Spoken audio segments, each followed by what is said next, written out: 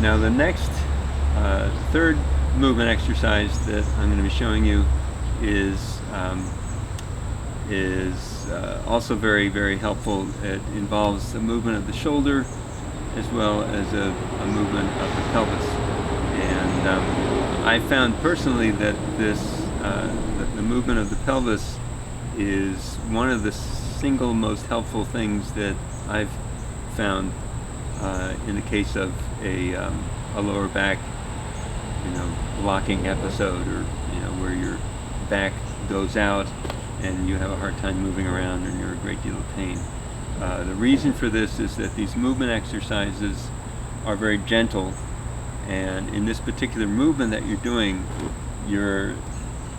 doing a gliding motion of the pelvis. So when you're on your side, you're going to be moving forward and back, forward and back. The sacroiliac joint is gliding like that, as opposed to a flexion motion. When you have a flexion motion, many times the nerves in the joint get pinched as the components of the joint flex, and that can be further irritating to those nerves. With a gliding motion, you don't have that problem. So that's the reason why this is especially helpful for the lower back in this particular exercise. So let me demonstrate. What you'll do is you lie down on your side. There's going to be you're going to do this motion, and then you'll turn over and do the same thing on the opposite side of the body. So to begin, you lie down and you bend your knees to about 90 degrees and your hips to 90 degrees. So you should be pretty square in the lower body, and then your arms are directly atop one another, and your torso should be square with the surface that you're lying on. So you want to keep your torso still. You're not going to be moving your torso. You just are going to be moving the top half of your pelvis and the top arm at the scapula, your shoulder blade. So let me demonstrate. So what you'll do is, starting with the arm, you start here, hands are together, and then you move the top shoulder blade forward as far as it will go and back as far as it will go. Now this will vary depending on the individual and how flexible they are or how tight they are. But generally speaking, the movement should be, maybe a couple of inches of travel that you notice as your hand changes. If you're moving beyond that, it indicates you're moving your torso. You don't want to move your torso. So you want to remain still, and this movement of the hand is reflective of the movement of the shoulder blade, and that should be more in the range of 2 or 3 inches maybe, forward and back. Now, the second part is moving the top half of your pelvis forward and back.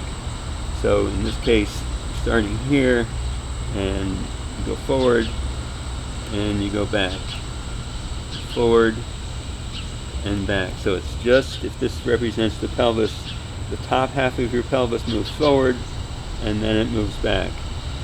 It goes forward and back. The rest of your body should remain still. So you're going to do these motions, and then you're going to combine them like the other exercises that I showed you, and you're going to be doing them in a manner where you're moving forward with with the bottom half of your body, and then back with the top half, and then vice versa. So to demonstrate, start here, and we come forward with the arm, and as we go forward with the arm, we go back with the hip, and then we go back with the arm and forward with the hip, like this, and like that, and like that, and like that. So that's the basic motion. Now you can do this for some period of time until you feel like you've got it down. If you start getting bored, you can add your arm with your head to the motion. So the more advanced version of this is, as you move your arm forward and your leg back, you'll rotate your head so that your head and your leg move together. So when your leg moves back, your head moves back so that you're looking forward or towards the sky, and then down as the leg goes forward.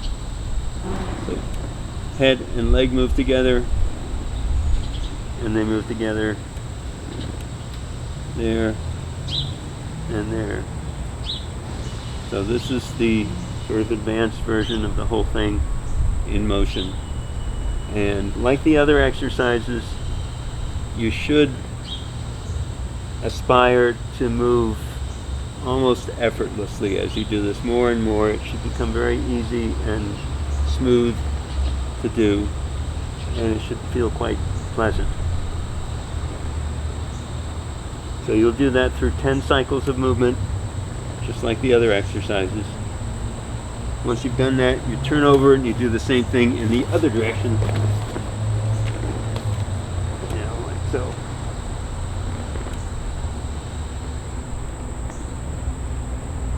So that's that.